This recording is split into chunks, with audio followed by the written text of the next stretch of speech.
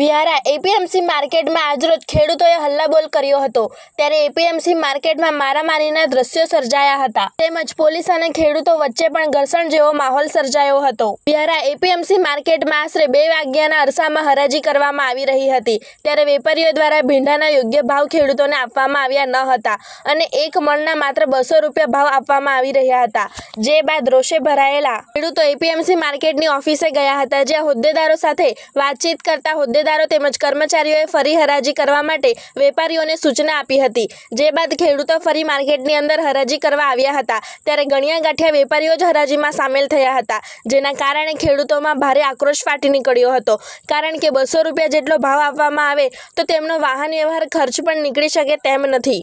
વેપારીઓ અને ખેડૂતો વચ્ચે સંઘર્ષના દ્રશ્યો જોવા મળ્યા હતા। ત્યારબાદ રોષે ભરાયેલા ખેડૂતોએ હરાજીમાં હાજર ન રહેલ અને બંધ કરીને જતા રહેલ તેવા વેપારીઓની દુકાનો તથા કાંટા ઉપર જઈને તોડફોડ શરૂ કરી હતી ત્યારે મારામારીના દ્રશ્યો પણ સર્જાયા હતા। સમગ્ર મામલાની જાણ પોલીસને થતાં પોલીસ પણ સ્થળ પર દોડી આવી હતી અને પોલીસે સમગ્ર મામલાને કાબૂમાં લેવા માટે પ્રયત્ન કર્યો હતો ત્યારે ખેડૂતો અને પોલીસ વચ્ચે પણ ઘર્ષણના દ્રશ્યો સર્જાયા હતા। પોલીસ અધિકારીઓ અને એપીએમસી માર્કેટના કેટલાક હોદ્દેદારોએ મળીને ખેડૂતોને સમજાવતા સમગ્ર મામલો થાળે પડ્યો હતો। જો કે આ સમગ્ર મામલાને લઈને ખેડૂતો સાથે થતા અન્યાય માટે જવાબદાર કોને ગણવા, એપીએમસીમાં ચૂંટાયેલ હોદ્દેદારોને કે પછી વેપારીઓને? આદિવાસી વિસ્તારની અંદર રહેલા આદિવાસી હોદ્દેદારો જો આદિવાસીઓની વેદના ના સમજે તો આદિવાસી ખેડૂતોએ ક્યાં જવું?